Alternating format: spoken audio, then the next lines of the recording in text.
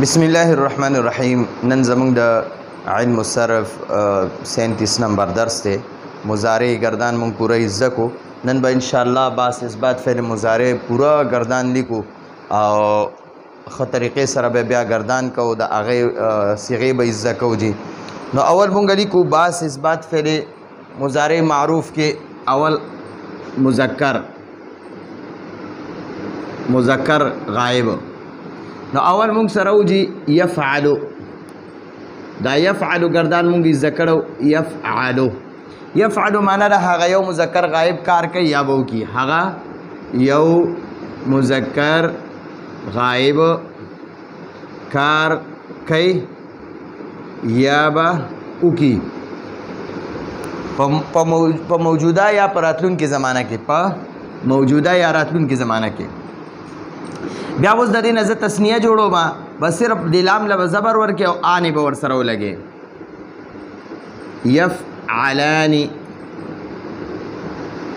یفعلانی هغه دوه مذکر غائب کار کوي یا به وکي. یفعلون هغه ټول مذکر غائب کار کوي یا به وکي. ٹھیک شو جی. دا موږ سره د غائب مذکر گردان پوره شو. اوس د غائب مؤنث گردان زده کو جی. نو دغه یفعلو د مذکر غائب دلته کې به مؤنث غائب تفعلو شي. تفعلو هغه یو مؤنث غائبه، هغه یو مؤنث غائبه کار کوي یا به وکي یا به کار وکي. ٹھیک شو. په موجوده یا په راتلونکي زمانه کې. بیا دغه تفعلانی بشي. تفعلانی هغه دوه مؤنث غائب کار کوي یا به وکي. بیا بدلته جمع شي یفعلن. دا چې څنګه جوړیږي دینه مخکې درسونو کې مونږ هغه ذکر چې یاره دا یفعلن څنګه جوړ شو، دا تفعلان څنګه جوړ شو، تفعل څنګه جوړ شو، دا ټول هم ذکر دي. راتلونکي درسونو کې به ان شاء الله بیا د دینه مونږ ماضی دا منفي او مجهول جوړو جی. نو دا اول مونږ سره مذکر غائب شوی، بیا مؤنث غائب شوی. دا مذکر غائب او اوس دې اړخته مؤنث غائب. دا شپږ صيغې مونږ سره تیار شي. يفعلو، يفعلان، يفعلون، تفعل، تفعلان، يفعلن، يفعل، يفعلان، يفعلون، تفعل، تفعلان، يفعلن. اوس مذکر حاضر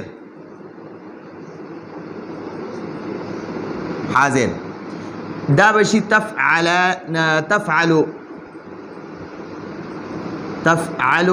تفعلو معنا ته یو مذکر حاضر کار کې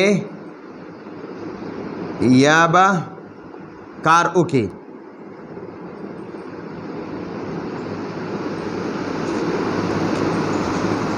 په موجوده یا په راتلونکي زمانه کې. بیا تسنیه راځي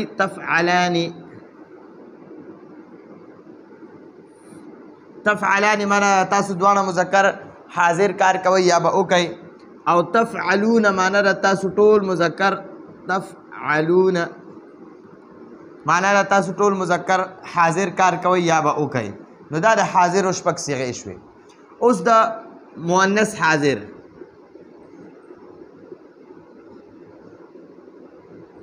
دا بشي تفعلین معنا ته یو مؤنث حاضر کار کې یا به وکي. ته یو مؤنث حاضره کار کې یا به وکي. بیا تفعلانی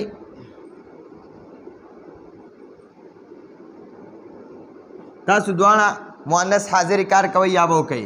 بیا د تفعلن ادا غائب والا دی یفعلن او دا تفعلن.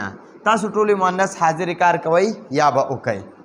نو دا را سره د حاضر او مذکر او د مؤنث صيغې جوړې شوې. اوس په د متکلم واحد متکلم او تثنیه او جمع متکلم. افعلو افعلو معنا ده زه کار کوم یا به وکم. افعلو زه کار کوم یا به وکم.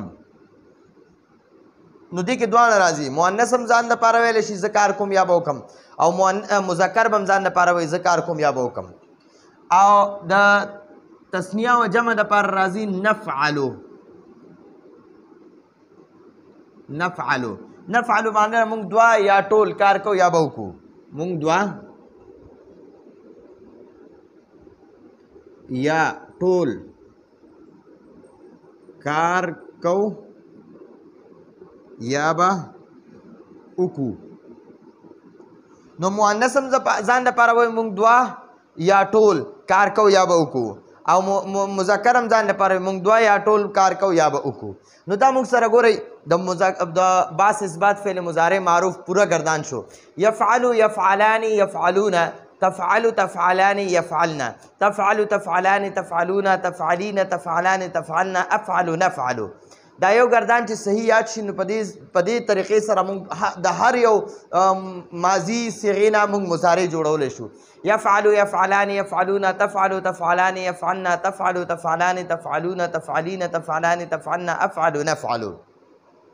بیا یاد کړئ یفعلو هغه یو مذکر غایب کار کوي یا به وکړي، یفعلان هغه دوه مذکر غایب کار کوي یا به وکړي، یفعلون هغه ټول مذکر غایب کار کوي یا به وکړي، تفعلو هغه یو مؤنث غایب کار کوي یا به وکړي، تفعلان هغه دوه مؤنث غایب کار کوي یا به وکړي، یفعلن هغه ټول مؤنث غایب کار کوي یا به وکړي، تفعلو ته یو مذکر حاضر کار کوي یا به وکړي.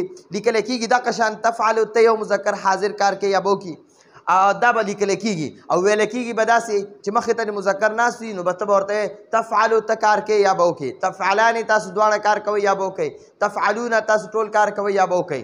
بیا مؤنث لکه مؤنث حاضر لیکل چې کین لیکل د به بیا داسې وي تفعلینا ته یو مؤنث حاضره کار کوي یا به وکړي، خو چې مخامخ ته مؤنث ناسته وي او ته ورته وایې نو هغې ته به وایې تفعلینا ته کار کوي یا به وکړي، تفعلانې تاسو دواړه کار کوئ یا به وکړئ، او تفعلنا تاسو ټولې کار کوئ یا به وکړئ. افعلو زه کار کوم یا به وکم، مذکر هم ځان لپاره افعلو استعمالوي، مؤنث هم ځان لپاره افعلو استعمالوي. نفعلو مونږ دوه یا ټول کار کو یا به وکړو، مذکرم او مؤنثم دواړه ځان لپاره ویلی شي. نو ګورئ یفعلو یفعلان یفعلون، تفعلو تفعلان یفعلن، تفعلو تفعلان تفعلون، تفعلین تفعلان تفعلن، افعلو نفعلو. په دې طریقې سره دا ګردان انشاءالله ښه ټیټ یاد کړئ او دا زموږ د نن ورځې درس و. راتلونکي درس پورې اجازت غواړو. هذا هو المرام والله اعلم بحقیقة الکلام.